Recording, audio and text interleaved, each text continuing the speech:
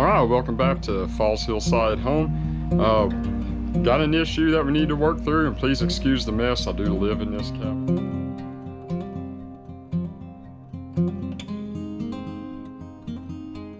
It's been so hot, I don't really spend a whole lot of time in here other than sleeping, and usually I wait about till 8 o'clock for it to cool off.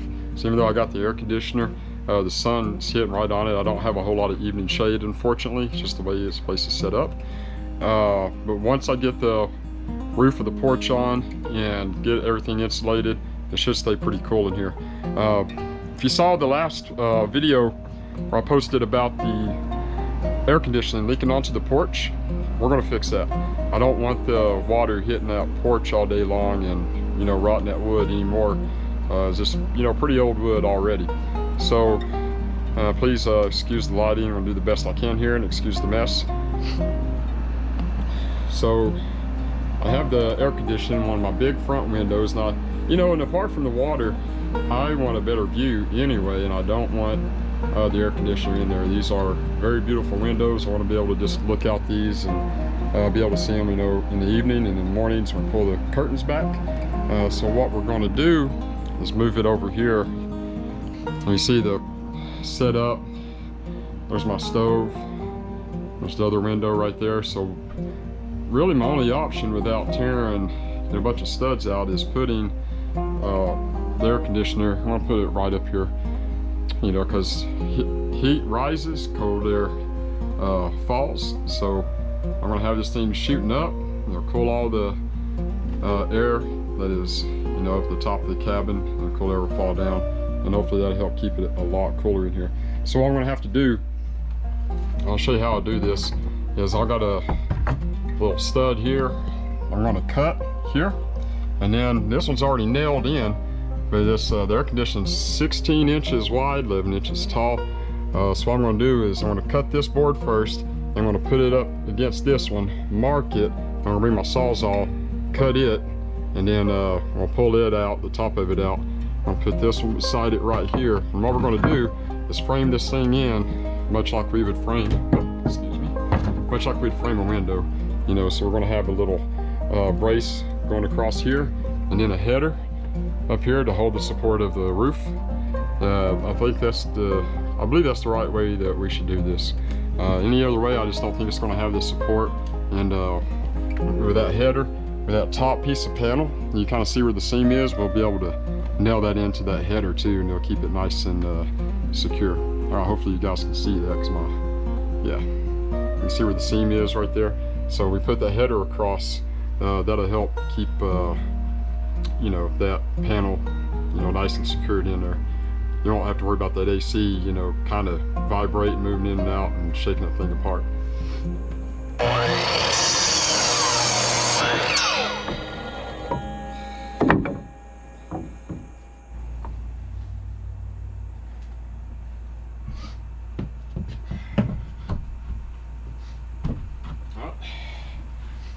Set this stud right here where I want to cut this one out. Mark it. Put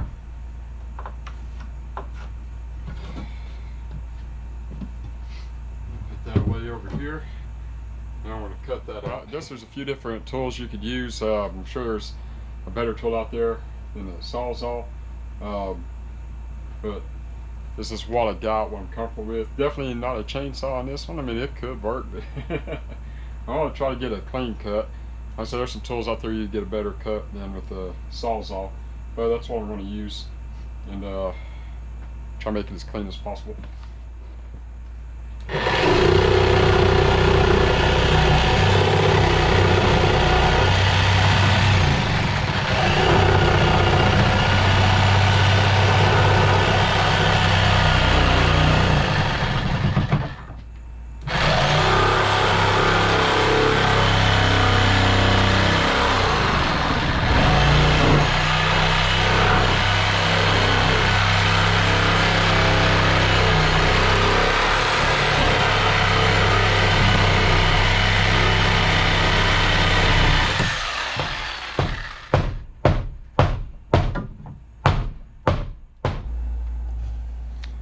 One thing I realized doing this is I'm going to have another short stud right there. Because this right here, this is part of the 16 inches, if that makes sense, measured over to the right. This is part of the 16 inches here that the air conditioner is going to fit in. So I need my little plate running across here, and then on top of the plate, another piece of stud to support the header up at the top. And hopefully that'll make sense. I want to go ahead and screw all these in. I'm going to use some leftover deck screws for this. Alright, this one just to get it in place.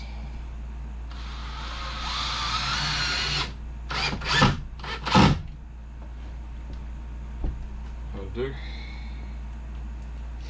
I'll put 2 in the bottom, 2 in the top. Just as if I was framing them in with nails.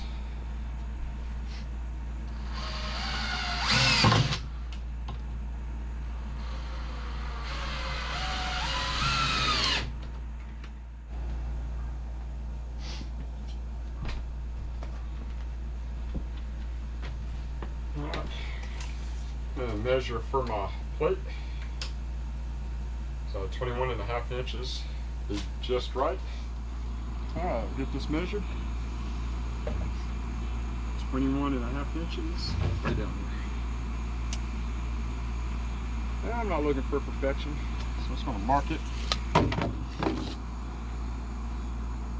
We're not doing precision cuts here, so actually I want to go just a little bit longer.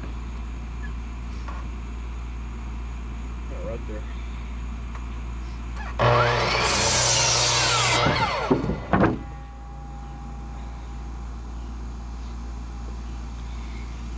Time to go nail this up.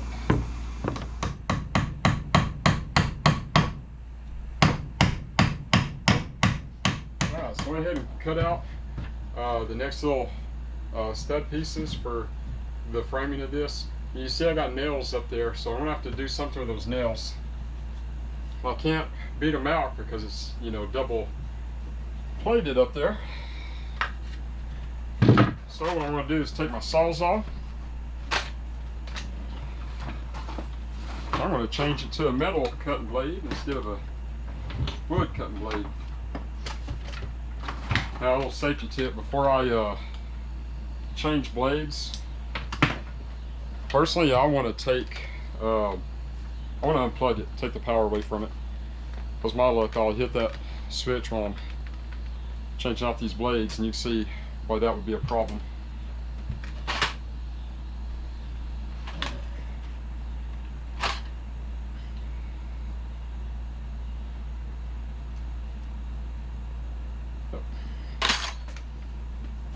Alright, change this to the metal cutting bit. Alright, it's in there nice and snug. Plug it back up.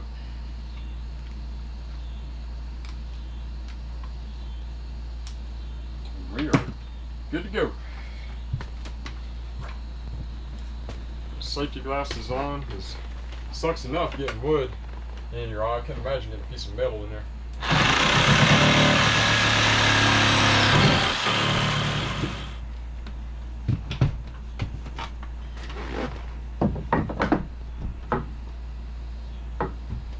Now we got those up there.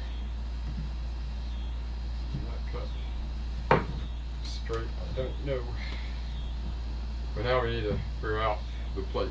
We might have to shim it up there a little bit too. You don't really need, I mean, it's still, you know, really close, but we're going to do it right anyways. And I'll probably put another, we'll see how it goes once I cut out the hole for the AC unit. And I may put some more wood up here, you know, just for more support, especially for this over here. I'm going to have to nail all this back in from the outside.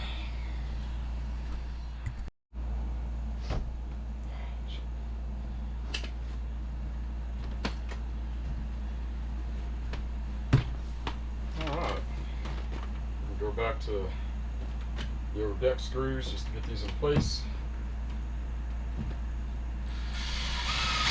Put that up there. And that one's just a little big on that side, that's okay. I can deal with that.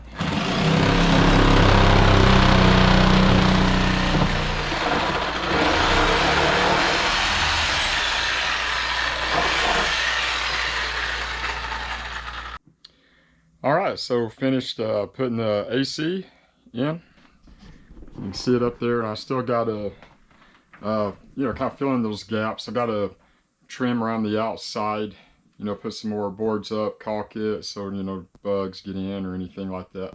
But I tell you what, it keeps it much cooler in here. I'm really happy with that. All right, so this is what I've been thinking about a lot here lately. You know, people being offended, offenses, and you know, things of that nature. It's real easy for some of us to get offended, even you know, by our friends or family members, folks like that. So I want to read you something. This is from the Holman. It's Proverbs 10:12. It says, "Hatred stirs up conflicts, but love covers all offenses."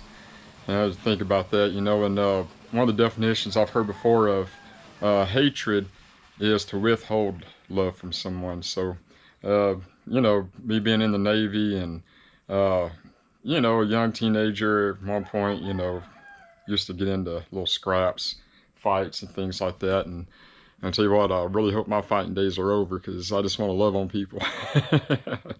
And I never want to do anything that would, you know, hurt me and sharing the gospel message and telling people about Jesus. So I put away a lot of things in my life that aren't really needed and that might offend other people, you know, unnecessarily. Because I just want people to, when they see me, they think about love and, you know, think about, hey, there's something about that guy that's different. And I want, you know, whatever he's got. And whenever that time comes, I can just tell him it's Jesus. You know, that's, you know, the love that he has shown me. Anyway, love you guys. See you next video. God bless. Bye.